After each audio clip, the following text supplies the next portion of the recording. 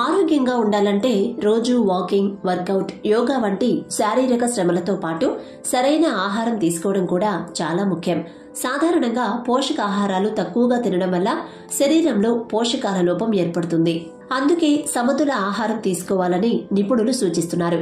వేయించిన కారం, ఉప్పు అధికంగా ఉండే ఆహారాన్ని తినడం మానేయాలని తరచూ నిపుణులు చెబుతూ ఉంటారు. కారం, మసాలా దినుసులు ఆహార రుచిని పెంచడానికి ఉపయోగిస్తారు. ఇవి లేకుండా కూడా వంటలు చేయవచ్చు. కానీ ఆహారంలో ఉప్పు లేకపోతే మొత్తం రుచి చెడిపోతుంది. అందుకే చాలా మంది ఆహారంలో ఉప్పు అధికంగా వినియోగిస్తుంటారు.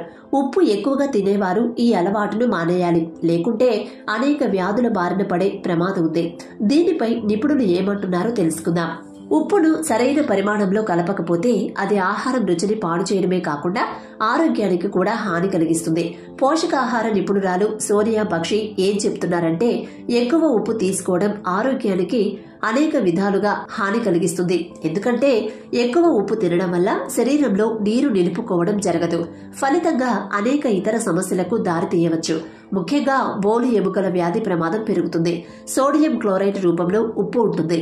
శరీరంలో అధిక మొత్తంలో సోడియం తీసుకుంటే అది ఎముకలకు హాని కలిగిస్తుంది. దీని కారణంగా ఎముకలు బలహీనంగా మారతాయి. ఈ సమస్యను బోలు ఎముకల వ్యాధి అని పిలుస్తారు. బోలు ఎముకల వ్యాధి ఉన్న వారికి చిన్న గాయం తగిలిన పగుళ్లకు దారితీస్తుంది. రక్తపోటు సమస్య.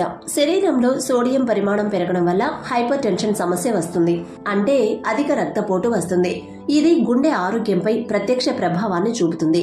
గుండెపోటు ఇతర గుండె జబ్బుల ప్రమాదాన్ని పెంచుతుంది. కిడ్నీ సంబంధిత సమస్యల ప్రమాదం పెరుగుతుంది. ఉప్పు ఎక్కువగా తీసుకోవడం వల్ల కిడ్నీపై కూడా చెడు ప్రభావం చూపుతుంది. వాస్తవానికి ఉప్పును ఎక్కువగా తీసుకుంటే అది రక్తపోటును పెంచుతుంది. ఇది గుండె, మూత్రపిండాలకు హాని తలపెడుతుంది. కాబట్టి ఆహారంలో ఉప్పు పరిమాణం పరిమితంగా ఉండాలి. ఒక రోజులో సగటున ఎంత ఉప్పు తీసుకోవాలి? వయోజన వ్యక్తి ప్రతిరోజు 5 గ్రాముల ఉప్పు తీసుకుంటే సరిపోతుంది. అంటే 1 టీ స్పూన్ కు సమానం. నిజానికి మనం ఇంటి ఆహారమే కాకుండా fast food, carried food, snacks వంటి వాటిని కూడా తింటుంటాం. వీటిలో ఉప్పు ఎక్కువగా ఉంటుంది. అందుకే వీటిని తినకుండా ఉండాలి.